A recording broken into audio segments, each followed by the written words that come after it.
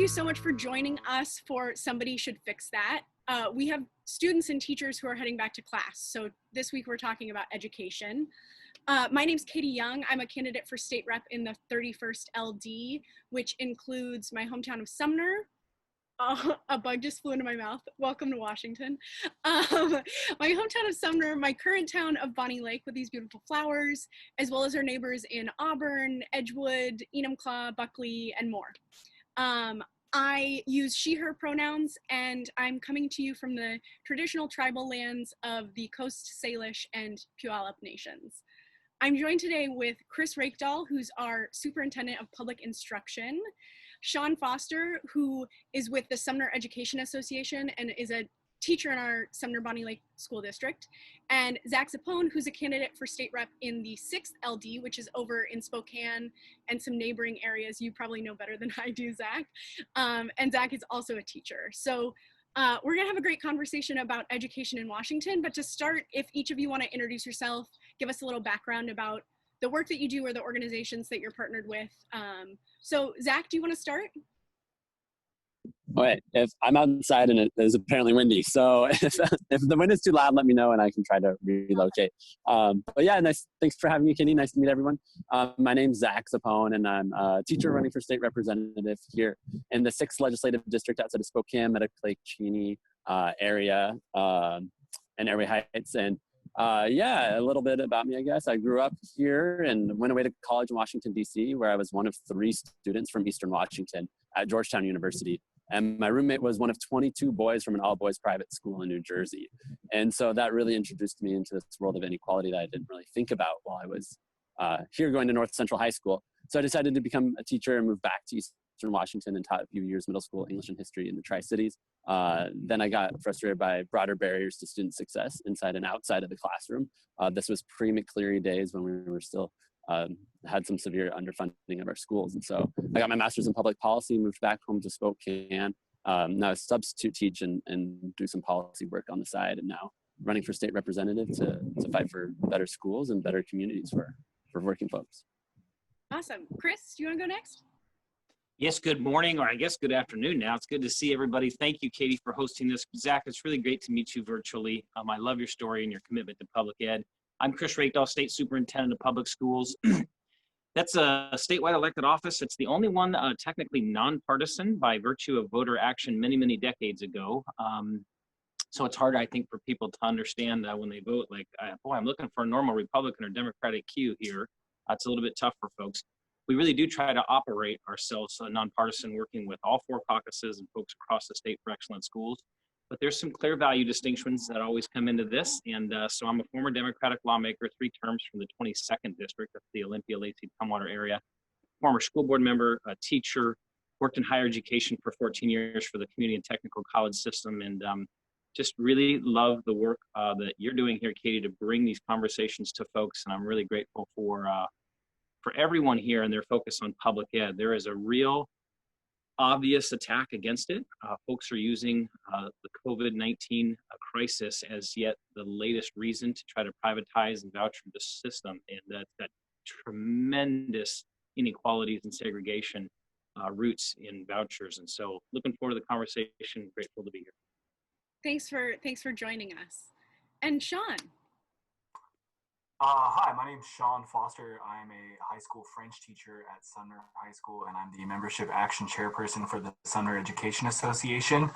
I'm not running for anything, so I'm not sure how much I'm supposed to say about myself right now. I'd like to say real quick, Superintendent Reykdal, it's good to see you. Last time I saw you was at the WEA Lobby Day, which now seems like 100 years ago, so I'm glad to see that you're well. And as far as Katie and Zack, I've checked out both your pages. I'm just really glad to see so many people, especially educators themselves, running for state office. And I'm really looking forward to this panel and hearing what you have to say. Thank you. Bonjour. Bonjour.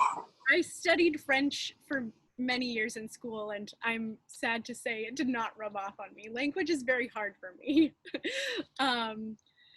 So the topic on everyone's minds right now is schools starting back up. And we're returning to remote learning in the face of a pandemic that's taken the lives of almost 2,000 Washingtonians and had lasting health repercussions for many more. Chris, you're probably best equipped to answer this question, and I've borrowed it from my aunt, who's a psychologist with Thurston Public Schools. Given that remote learning 2.0 is more robust than what we were experiencing last spring, is it realistic for parents to be able to carry out instruction when they're dealing with so much, whether it's children with special needs, issues with technology, having multiple children to supervise, or parents needing to work? Yeah, this is one of those really complicated moments where we are light years ahead of where we were last spring when things shut down so rapidly in all 50 of the states in the country. We came back with an expectation for a lot more professional learning. So we've got thousands more teachers prepared to do this work effectively using singular platforms. I mean, we had students who last March, once they went home, had 5 different teachers and 5 different platforms they were trying to navigate. And so that kind of work has been very important. The expectation now for daily schedules, weekly schedules, we're grading again. It is school, it's just remote. And so what makes it so hard, of course, is that this economy has also impacted everyone's ability to do their normal activities from where they would be, whether it's at work or school. So you do have kids competing for connectivity and devices and families who are trying to work from home now. What I think is a little bit different is the governor, he fully closed schools last spring. They were shut down for in-person services. And while it is not safe to bring, an average of 500 kids per building, which is our state average, back, our buildings aren't officially closed if there's some one-on-one work that needs to happen, particularly students with disabilities who need some intensive supports. There are families who are mixed about that. Some who say, well, I don't want to go back in there even for one-on-ones, but I do need something more. There are some school districts that are in low-risk counties that are bringing back students. And so it's a community decision at this point. The governor did not force the schools closed. He has a great health framework that the Department of Health built, and now each school board and community is deciding how best to deploy. But what I always say to folks is as much as we can sort of find a few answers in emergency that are centralized, it is always about local communities. They represent their constituents with a lot more subtlety than just sort of statewide one-size-fits-all answers. So folks really have to engage their building leaders now and their district leaders because they have the reopening plan, they know their resources, and they know what's available to them. I think this whole pandemic has raised a really good reminder of an education adjacent issue, which is the affordability of childcare. So when we have particularly low-income families who really can't be missing work and can't be working remotely, there's this huge question of what am I supposed to do with my kids that, typically they're going back to school at this time. So that's something I've been thinking about a lot. I personally don't have kids, but that's a huge consideration for a lot of our families right now is how to make that work. So I think it's something that we're probably all very sensitive to. And I know that this decision that districts are making about not reopening in person for the beginning of the school year, I'm sure that those districts and those boards are thinking about those same considerations. Sean, I'm curious, and Zach, maybe you've heard a little bit about this too, of like what the conversations have been like amongst teachers and what the experience, has there been training for teachers that has been going on over the summer? And like, what has that conversation been like? Well, I guess I can lead off. Well, let's just say that our association and varied teacher Facebook and social media groups have required a little bit more moderation than they usually require during a normal school year as far as the conversations go, which I think speaks to a broader anxiety. I think there's a lot of people who are just uncertain, as teaching, especially as a profession, is a very steady job. We come back in the fall, we leave for the summer. We have lots of high school teachers, which is really the only thing that I have personal experience with. We know our subject matter well, we know how the curriculum goes throughout the year, and then now we have a huge wrench thrown in those gears. And that is sort of an unsteady position, especially for teachers who are in the high risk category, which is our most experienced teachers. So you have these people that normally are in positions where they know exactly what they're doing, and now it's a little unsteady. At least in my district, I've been fairly impressed with the amount of digital sort of focused professional development that's been able to be cobbled together in such a short time. And it's little things from just how to run the program Zoom, which has become a household name with, in just the past couple of months, all the way going to having people come in who specialize in distance learning, sort of teaching us the best practices and things that they use to be effective. And I've seen a lot of good purchase in my district for people. There's been a lot of work done over the summer for people understanding that we're going to be in a little bit of a skills deficit going into the beginning of the year. But I just think that generally the impression that I get is that everybody's anxious a little bit, everybody's a little bit unsure, but there's a broader culture of dedication, and really we want to make sure we get this right, so that we're not, especially with the elementary level. I've seen a lot of conversations take place in my district with my members about how we're a little bit worried that if we don't get it right, and we're looking at 3 semesters of not really getting it right, then that could possibly lead to a wave that's going to go all the way, to the graduation level.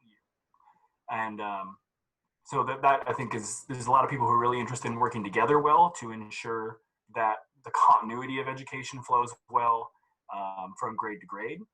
And overall, I'm optimistic, but it's going to be an interesting year. And let me just say that I'm glad that I don't have Superintendent Reykdal's job right now.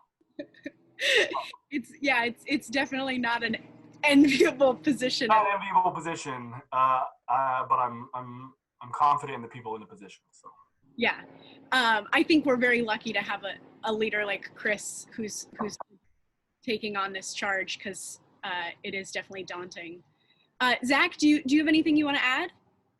Yeah, sorry, my phone keeps rolling over. I just got done volunteering for the day, so I'm like outside my volunteer spot with Spokane Food Betters. But anyway, I would add like the conversations that I've been having with teachers, coworkers, and other staff here in Spokane area and Tri-Cities, because I used to be a full-time teacher down in the Tri-Cities, so I spend a lot of time talking to them too.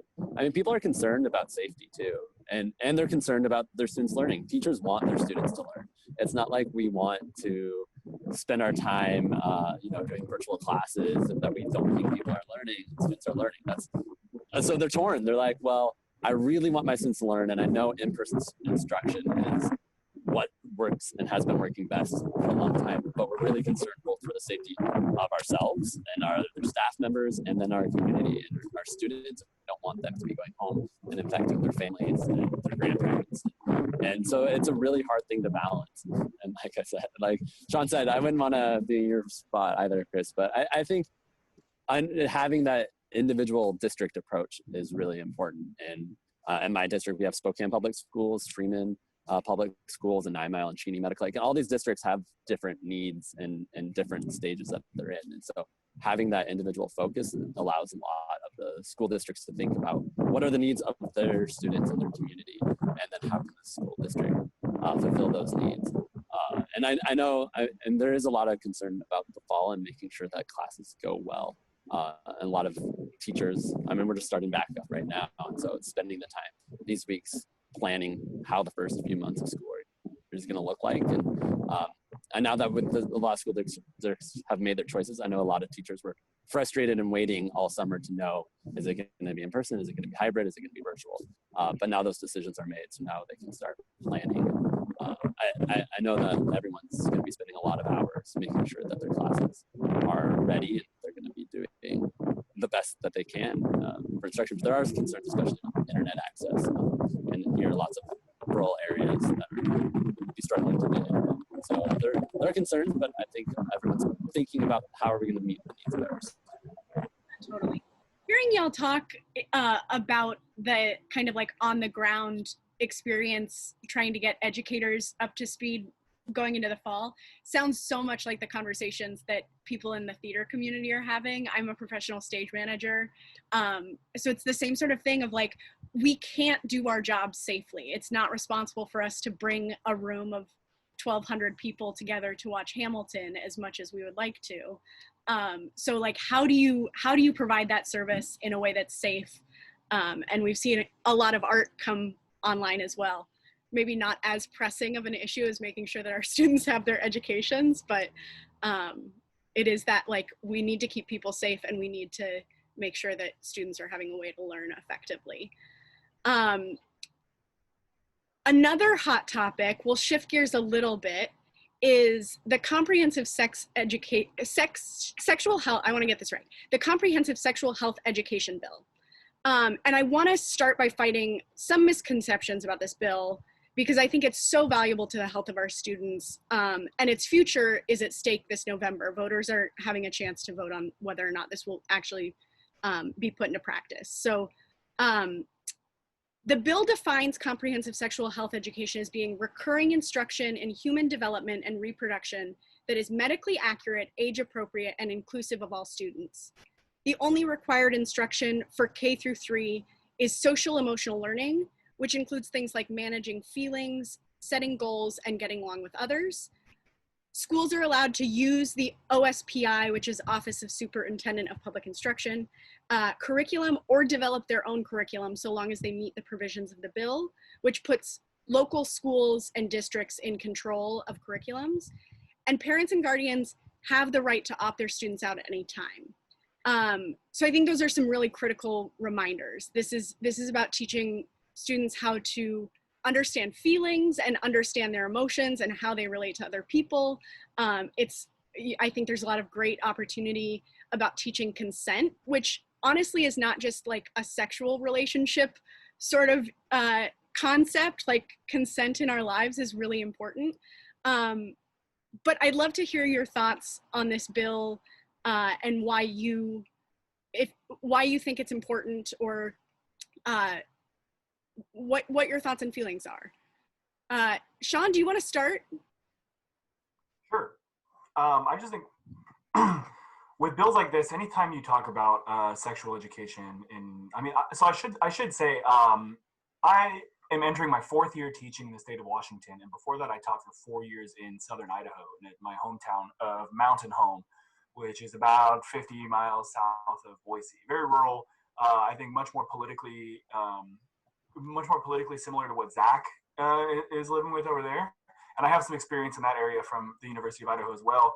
That anytime you get to a place where you're talking about sex generally, whether it's sex education with children, there is a lot of people are coming into that with a lot of baggage. It's typically the conversations that I've been involved in are not frank discussions of the bill in front of us. There's usually a lot going on outside of that. That said, I think I'm supportive of the particular legislation that we're going to be going over, because I think the data is in. When you think of outcomes and you think of policy as something that you want to get an outcome from, the data is in. From, if you think of the states as little incubation chambers for policy around the entire country, states that have comprehensive sex education programs have lower instances of teen pregnancy. There's lower instances of sexually transmitted infections. Basically, I think just about every single positive policy outcome you would want to come from comprehensive sex education has been repeatedly demonstrated to come from that. And for that reason, I think I just think it's a strong policy, and I guess that's all I really have to say on the matter. Awesome. Chris, do you want to go next? I have to say, I read through the document that your office made, kind of outlining the curriculum, and I think it's so strong and so valuable for our students. So yeah, so let me just make sure that folks understand the role here, right? The legislature passes this policy. I was in strong support. Our Healthy Youth Survey, we ask our youth every 2 years a series of questions beyond this issue, mental health issues, and a host of things. They report that 1 in 6 boys and 1 in 3 girls will experience some sort of sexual assault, sexual aggression, sexual trauma by the time they graduate from our system. So I saw this as a public health crisis, and one that isn't solved by having us simply say, that's a private conversation, we'll have it at home. That's important. Parents are their children's first and consistent teacher, and we want this to be a partnership. But there's objective, as you said, medically accurate, scientifically based, age appropriate is the other thing, ways that we can help young people develop skills. And the analogy I always make is, no one questions that we teach math or science or other content areas, and no one would teach a kindergartner calculus. You start with basic numeracy and number recognition, and then you move to addition and subtraction, and then you move to division and multiplication, and you work your way to complex issues as it's age appropriate. The legislature listened to parents on this. They said, on one hand, students really want this and it's healthy for our communities, and we have got to figure out a way to get on top of the fact that we have this new explosion in sexually transmitted infections and sexual assaults. And there's new ways we can do this. but they heard from parents. So they said, let's make sure that K3 is only the social emotional stuff. It is a building block. Teaching kids to put their hands only to themselves and to not bully and not to touch other people.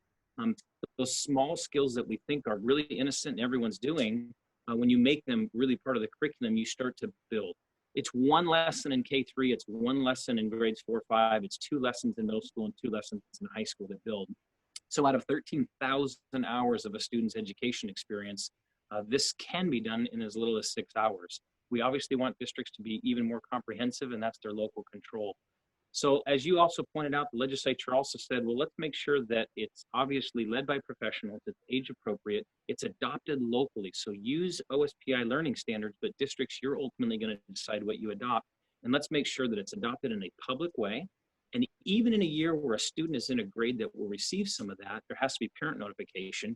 And then they even doubled down again and said, let's make sure that every parent has the right to opt out, and a district shall, not may, but shall grant that right to parent. So this is really an important step in developing healthy youth, trying to avoid some of the worst aspects of what happens when we are dark, when we go dark on an issue and we go ignorant on an issue. So I do respect, as it was pointed out, it's deeply personal for some people. They don't come at it from a learning lens or societal interest lens. They come at it from their own generally personal faith-based lens, and I really appreciate that. But I think the legislature did a great job listening to parents and putting in something that really makes sense. 29 other states have these requirements, by the way, including some pretty conservative states. And so I get that it's a political organizing tool for folks. But if you think about it as an educator, this just makes a ton of sense. And I think it's very empowering. And the legislature did a really good job listening to families as they, over a 2-year period, said, hey, there's some things you got to do differently in this. Yeah, I am blanking on her name, but the Surgeon General of California has done a lot of work around childhood trauma, because there's so much research that the more traumas that children experience in their youth, the poorer their health and economic outcomes are in adulthood. So arming kids with a little bit of knowledge of how to respect themselves and others could provide so many beneficial gains for our kids in the future. Zach, do you have anything you want to add? Not too much more. I appreciate that you're bringing this issue up and breaking down the misconceptions about it, because as I talk with folks, there's a lot of misconceptions. And so I think it's important to break those down. And I would just... Really fighting. What was that? Really fighting you. And then I would also just add that just how important it is to have social emotional learning. And I was working in a school with over 90% of students on reduced lunch. And I know the countless number of students that were experiencing adverse childhood experiences, and the need to be teaching, skills to cope with trauma and ways that we can also tackle bullying, right? Everybody is concerned with bullying in classrooms, and most people know about student that has experience in that. So if we start in kindergarten with teaching these basic social emotional learning skills, it's a way to combat bullying. That are really important, and students that do experience trauma, they need resources for them to cope. Yeah. And handle that. In so many ways, this bill arms students with skills that, frankly, are useful for their sexual health in the long run, but are so valuable in so many other ways, which is why I'm so passionate about it, and I hope that it succeeds this November on the ballot. Can I add one thing really quick? Yeah. So I went to Department of Defense schools until I was in about 7th grade. And we, starting in the 4th grade, had a year-long comprehensive sex education program that was held as a 0-hour course that we had to attend. And the rules can be a little bit more stringent on a military base for like when you have to go to school and everything like that. And I remember when we integrated with the town school, with the schools in Mountain Home School District, where I taught it. And we had to take a health class, and I remember it was sort of a weird year. You had all the base kids who had known each other for a while, as long as you can really know people in military schools. And then you had all the town kids, and the education disparity in that health class is something that's stuck with me for a really long time, because we were going over things that we learned in 4th grade that were very, very simple stuff. And it was, well, let's just say it wasn't the most engaging class for the people that had already taken that stuff. But it was really, really easy to see the impact that age-appropriate education had on a group of students. And that's something that stuck with me for a long time as we discuss this type of issue, because this is still a battle, back there too, where a lot of people I know. Yeah, thank you for sharing that. So vote to make sure that our students have access to that program this November. And Katie, that's an important point, by the way, because there's a lot of confusion about it. Yes is to maintain the legislation that was passed by the legislature to maintain age-appropriate, comprehensive sex ed that allows families to opt out. And no is to reject that. And people are still a little bit like, am I yes or no on this? But again, no matter what you believe on either side, it's important that you know how you have to vote to make that. So Chris, you wrote an open letter to the Biden-Harris campaign, which people can read at chrisreykdal.org/open-letter. If you haven't read it yet, I really encourage you to, because it's a great letter. You outline 10 critical steps to build the foundation for a truly equitable and outstanding American education system.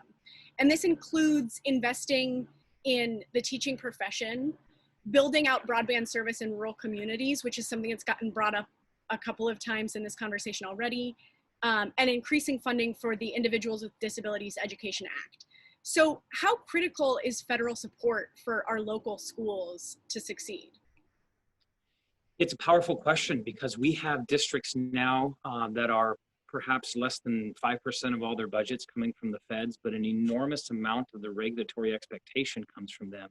And I think it's the right stuff. Our U.S. Department of Education was honestly formed around civil rights. The concept was that we were going to ensure equitable access to quality learning for students with disabilities, for communities of color, for English language learners, migrant and bilingual students.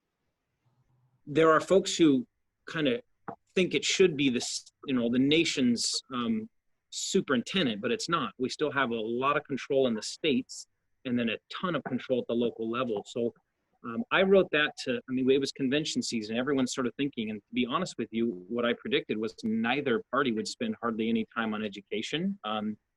The D's didn't spend a lot of time. The Republicans spent the first night talking about how to privatize it. And if you think the U.S. equity markets are inequitable, imagine what happens when everyone is in a privatized system of education. It really is a segregatory, racist system, and we see that all over the South as they've brought these in. So what I want to do is elevate the issue and have a little bit more conversation about what could the U.S. Department of Ed do. They could make consistent their promise of equity, and that means significantly higher investment, particularly to support students with disabilities.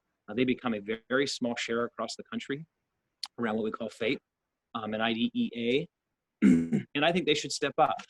And I think they should have a framework in mind when they want standardized assessments that are mandated out of Congress, that no state should be able to move forward with one that doesn't go through a tremendous racial equity lens with professionals who come from communities who can talk about the implicit bias of these exams, and then whether or not they're even on point. So even if they are relatively effective in terms of racial equity, why do we think that even though 30% of jobs need a baccalaureate degree or higher, why do we prepare every student as if they need to get to pre-calculus? And I continue to say it's not because I don't want any student who wants that path to access it, but we spend an enormous amount of energy telling kids they're failures because we're remediating for something they don't want. They do need critical thinking skills, and they do need advanced mathematical skills, but when it's applied to the workplace, technical program, some other field, they should get that. We still have basically a one-size-fits-all system being driven out of the feds, and I think we should blow it up.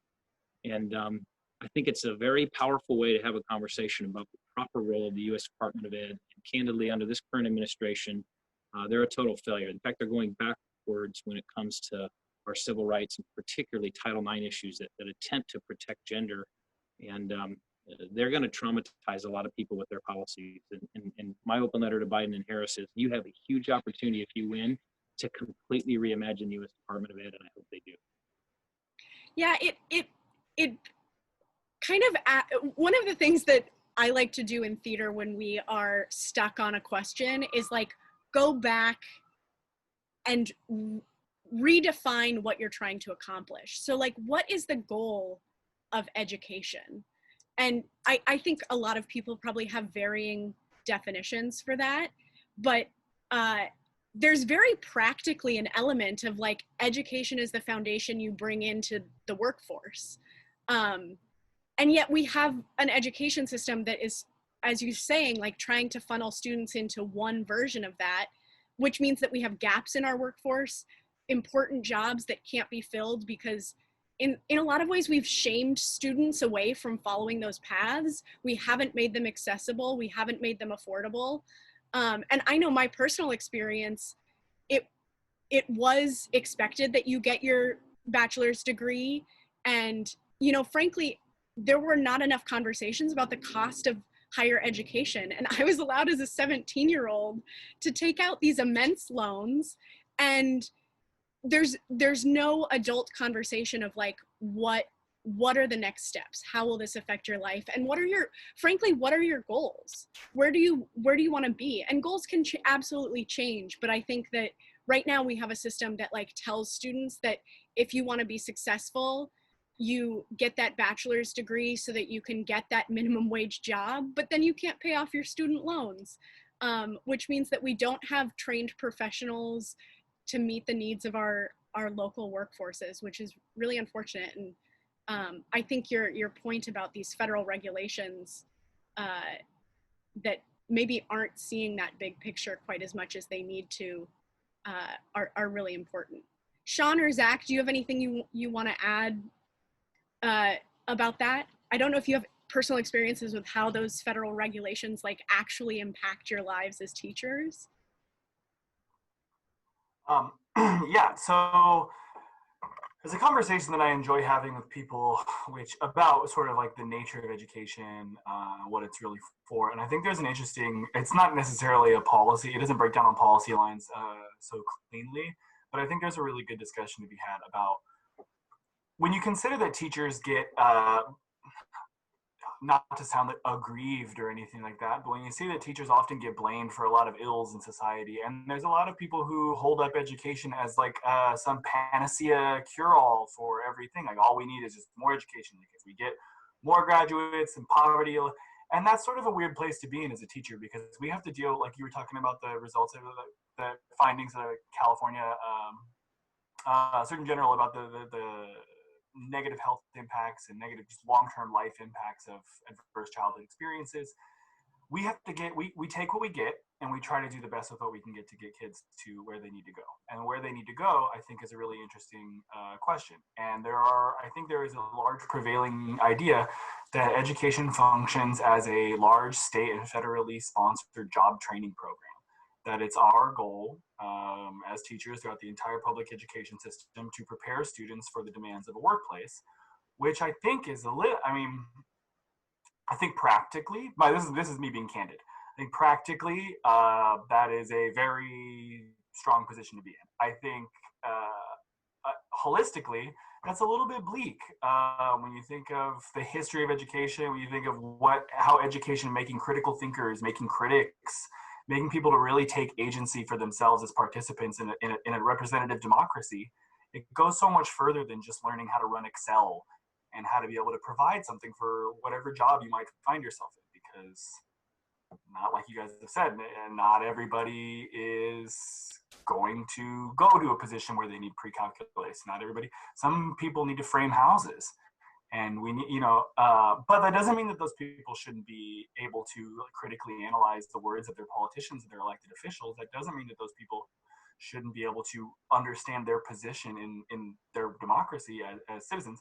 So I think it's a really interesting conversation to get into. I especially like, Katie, some of the things on your page where you go back and talk about sort of the living conditions, especially the part where you talk about access to internet. I think that shows more of a holistic approach to understanding the social and environmental effects that go into producing a quality education beyond just the curriculum that's taking place in classrooms. So, yeah, the internet issue is so prominent right now because that's literally how students are accessing education. But, you know, in 6 months to a year to 2 years, when hopefully we don't have to think about COVID every time we step out of our front doors, not having internet access still is a huge hindrance to students, particularly when you're comparing them to someone in the neighboring town who does have that access, because the internet is information.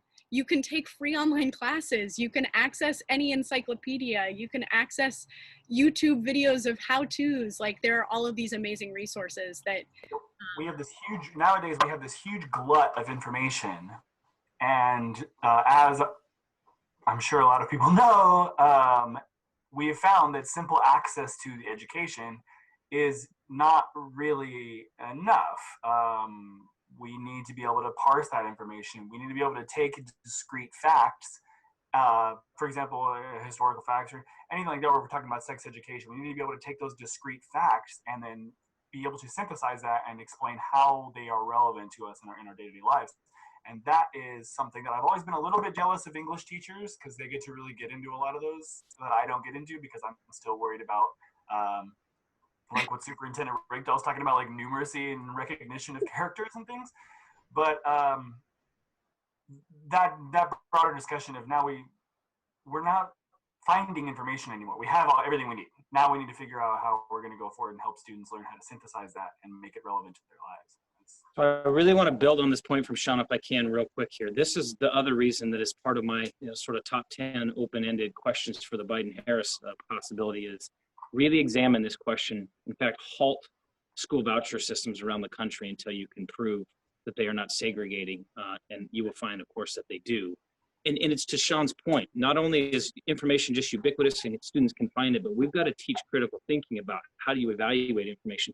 And part of the way you do that is having students of very diverse backgrounds and perspectives sitting shoulder to shoulder. The power of public ed is that we bring them together and they learn from each other as much as they learn from an instructor with a lot of content knowledge and a facilitated dialogue about, hey, I need you to get on the other side of your opinion and take a look at yourself through the eyes of somebody else. That's the richness and the power of public ed. And what we see with privatization systems is sort of people grab a few bucks and they go their own way, and you start to find a lot of homogeneity. Communities and faith groups and people with certain financial means tend to then go to same schools together, and we put ourselves right back into Jim Crow environments where we battle for decades to build a relationship in communities of people who actually live next to each other, but they're learning for 13 years in very isolated environments. And so I really appreciate Sean's point. It's so powerful, especially in an era where kids can customize their entire world on their phone, the music they want, the sports they want, the networks that they want. We've designed a system where we can reinforce our own opinions over and over and over again. It is public schools that have always said, now let's challenge some of that and make you learn from each other. And boy, if we lose that, we have lost the fundamental principle of democracy that is public ed. Break out of the algorithm. Yeah. Zach, I know that the issue of broadband access is important to you, particularly in your district. Do you want to talk a little bit about that? Or, I mean, anything that's been mentioned, but I know that it's something you're passionate I mean, just to go to the points that Chris and Sean were making too, is the mix. So many people just follow what their parents do when it comes to their workforce. And so I've talked to people that you go to college because your parents went to college. Your parents are doctors. You're a doctor. Your dad is in the building and trades, so you become in the building and trades. And so how important it is to both have public education that exposes you to all these different perspectives in life, and then how the schools can give that exposure and experience to different types of people, and that can prepare us for a mix in our workforce too. I know I didn't know very much about the building and trades and the apprenticeship programs and how public schools weren't really talking to me about it, because it was about four-year colleges, but yeah, that provides a great pathway to economic stability. And my neighbor down the street I just reconnected with recently. He's a sheet metal worker. And so I was able to talk to him about the process of being a sheet metal worker because his dad's a sheet metal worker. So we just need to have that mixing and public education, I think, is key to that. With rural broadband access, there's this issue of access and affordability. In Medical Lake at my parents' house, it's in town, but internet's really slow. And so I don't know how we'll be able to have multiple people streaming classes at the same time. And that's just always been the fact of life in these more rural areas. And so it's a big concern. And I know a lot of people are thinking creatively about school buses going out into neighborhoods to provide internet hotspots. And it's just an issue that we need to be at the forefront of investing in now and for the future too. Yeah, awesome. Well, we're getting to the end of our time here, so I want to move on to some Q&As. And the first one I have is from Julie Mack on Facebook. I think this is probably mostly targeted at Chris. To accommodate special needs students, has OSPI given any thought to adding an extra year of support for students needing transition service? In this way, students could attend public school until 22 years old instead of 21 if they did not obtain their certificate of individual achievement or certificate of academic achievement due to interruptions from COVID. Yes, and so I support this. The governor has been talking with me about this, both for students with disabilities and extended transition services, but also just generally speaking, what would it look like in the future for families to be able to choose additional instructional time? Obviously, we've got to come up with the resources for this, but it's a really, really powerful consideration and one that I support completely. It will require legislative change, and so when two of you get there new, we're going to need you to prime sponsor bills that do this. We've been making some great progress in the state about extending services. A lot of this was 18 for a long time, whether it's housing, higher ed access, and other things. It is natural that we make this continuous transition, so it's a great question. Awesome. We have in the Q&A, this is a great point. The ability to parse facts come from teachers and librarians. Please don't leave support for librarians out of the convo, particularly as people leave the educational system. And I think that's such a great point. Librarians are such an underutilized tool in our educational system because these are people that have trained for years about how to access information, how to kind of digest information, and how to find new pieces of information to fill out your understanding of topics. So I think that's a great point, that librarians are a critical resource in our educational system, and they're available to us even after we graduate. Our public libraries have librarians, you know, every day who can help you find information and track down the facts that you need in order to kind of form your own opinions. So that's a great question. Definitely encourage everyone to use the inclusive word educators, because we have certificated teachers and they're amazing, but our support teams, whether they're librarians, counselors, mental health supports, parent engagement, paraeducators, you would be stunned at the lessons that kids learn from a bus driver, somebody who works at the lunch line, somebody who's on the playground. Our educators create this. So yeah, be really inclusive in language. Yeah, awesome. That's it for our Q&A. I want to give each of our amazing guests a chance to kind of give any final thoughts and share information about where you can learn more, either about their organizations or their campaigns. For me, that's electkatieyoung.com or facebook.com/electkatieyoung. And let's go to Zack first. All right, well, I'll start with my website too, which is just my name, zackzappone.com. You can learn more information there. And I guess my final thought is I've been thinking about this and trying to research more about what would our school system look like right now in COVID world without the McCleary decision in place. If we had been still underfunding our schools, what would that be looking like right now? And I don't have the answer to that. So it's just something I'm putting out there, and maybe Superintendent Reykdal can lend some insight into that too. I'm like, that's a great question. I forgot that I'm moderating. Sean, do you want to go next? I just want to say that I really appreciate that attendee's statement there about librarians. Especially when we were talking about the ability to take discrete information and synthesize it into something useful, I still regularly speak with our fantastic librarian, Cheryl Goslin at Sumner High School. They're not just people there to shush you. So I really appreciate that person bringing that up, because I think it ties in really well with what Superintendent Reykdal said about being an educator more generally. And if you're not using the resources in your library, you ought to be, because you're paying for them. And they really are a fantastic public service that I think we should take care not to take for granted, because I think we can all imagine in this political climate we find ourselves in the United States, imagine trying to propose a library if they didn't already exist. you'd be in for a fight. So use your library is what I want to say. And then otherwise, I just want to say I really appreciate being included in this. I really enjoyed the conversation. It's really getting me back. This is the most excited I felt about the school year starting in a while now. And yeah, I guess that's about it. I'm not running for anything besides building representative. So let's hope I get that. And I hope to see you all in Olympia next WEA lobbying day. Thank you. And Chris. Thanks again, Katie, and to others. What a great opportunity here. ChrisReykdal.org on the campaign side, and of course, a lot of you are educators, and there's a lot of questions you have about the guidance we've given to districts. That's all on the official OSPI site. There's a dedicated space for that. To the specific question Zach asked earlier, if we hadn't had McCleary in place, we'd be facing this with $4 billion fewer dollars. That's $3,500 per kid less. No all-day kindergarten, a lack of transportation, which has been challenging, but we've got some answers there. $1 billion additional dollars invested in students with disabilities, career and tech ed programs, a little bit more counseling supports out there, a lot more technology. This would have been a significantly tougher moment, and it's by way of reminder. I will just tell everybody, this is really hard, not just on families. I have 2 kids of my own. It's really, really tough on a lot of families. It's hard on educators, as you heard earlier. These are folks who have given their lives to trying to build young people into whoever they want to be. They support them, love them, and care about them. And that's best done in settings where we share space and understanding with each other. So this is tough.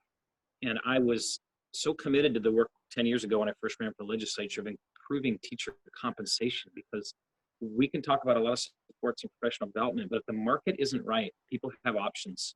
And we have done everything we can to try to get people who love this profession to be able to stay in it. And it's tougher and tougher to do, but we are a state that has increased compensation faster than any other state in the country in the last 4 years. And I believe had we not had that, you would see a much bigger exodus out of this field. So thank you to all the educators who are part of this, all the parents who are struggling with these tough questions every day. And Katie, this is a great forum. I'm really grateful for you, and thank you. Thank you all for being here. And just to kind of echo these sentiments, I know it's hard. This is a demand that has been put on everyone for a very long time, and it's going to continue on us, but just try to give patience to the people around you, because we're all, to quote High School Musical, unfortunately, we're all in this together. And the one thing that we can control is putting out patience and grace to those around us. So thank you so much to all of our educators. I hope that you all have a beautiful, safe, and productive school year. And hopefully sooner rather than later, we can have our students back in classes and keep everyone healthy. So thank you all for joining us. In celebration of Labor Day, we're going to be taking on Somebody Should Fix That workers' rights next week. So that's really exciting. As a proud union member, I'm very jazzed about that one. So I hope you'll join us next week for that. And don't forget to vote in November. Thanks, everyone. Thank you, Thank Katie. you. Thanks a lot.